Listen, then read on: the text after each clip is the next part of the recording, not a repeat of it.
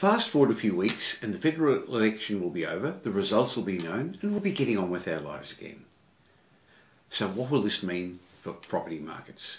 What will happen to the value of our home or your investment property? Hi, I'm Michael Yardney, and the fact is, whatever the election result, the news is good for our property markets. So let's have a look at a couple of reasons why I think so. First of all, in general, our economy is in good shape. Whoever wins the election is going to inherit an economy that's in reasonable shape. Sure, we could have done better. We could have made more of the mini resources boom we experienced over the last couple of years. And yes, it's not performing as well as we'd like, but our economy is really the envy of most developed countries. We've gone over 2 decades without a recession, and according to the Reserve Bank, there's no likelihood of one over the next couple of years either. In fact, the Reserve Bank expects our exports are going to ramp up a little bit over the next little while and our economy will improve. The second big factor affecting our property markets is that our population is growing. During this election campaign, there's been no discussion about a big Australia versus a small Australia.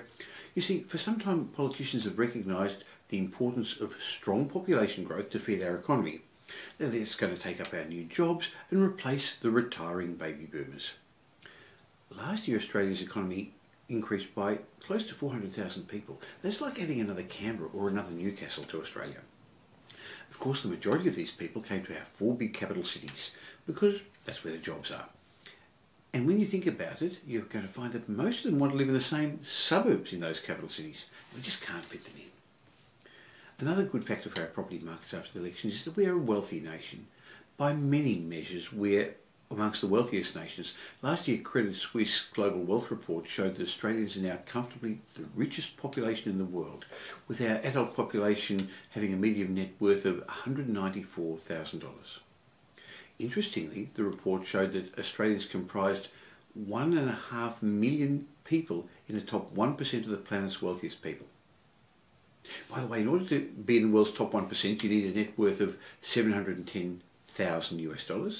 And if you have net assets of over $71,000, you're amongst the richest 10% of the global wealth holders. Another good factor is that Australian households are in good financial shape. Rather than spending their money over the last few years, Australians have been stashing their cash. Many have reduced their credit card limits, others have paid off their mortgages, others have taken advantage of the low interest rates to pay down their mortgages even faster. There's also been a strong wealth effect for households from rising home prices and also from rising stock exchanges. So this means their robust balance sheets are going to allow many Australians to ramp up borrowings and get into property over the next few years. At the same time, unemployment is low.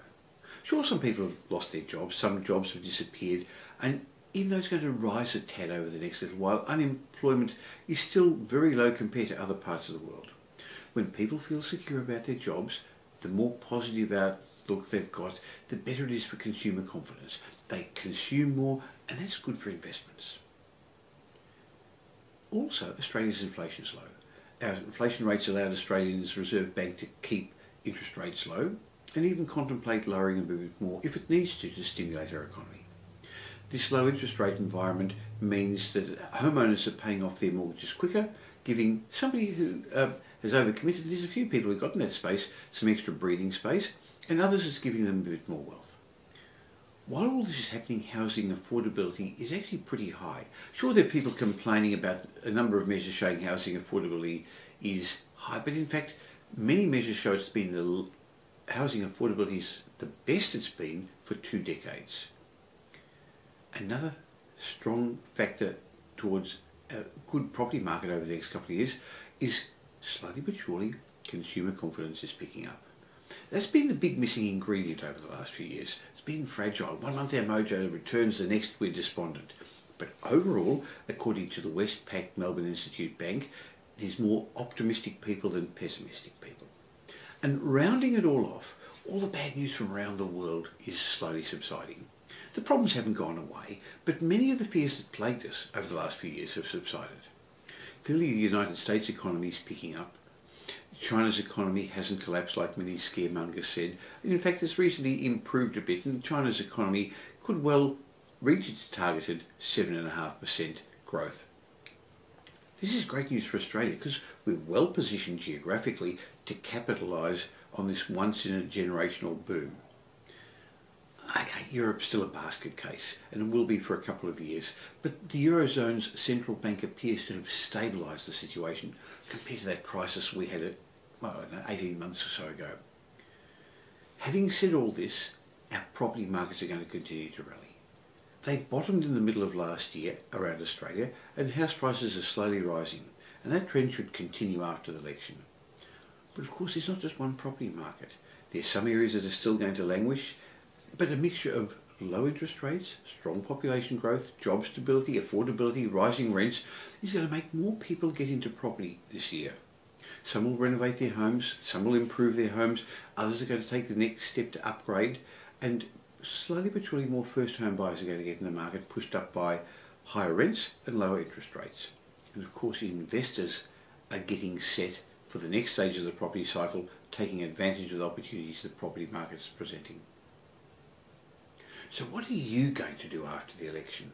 Do you want to know what I'm going to be doing? I'm going to be showing you exactly what I'm up to at my upcoming property market and economic updates that I'm conducting around Australia in August and September.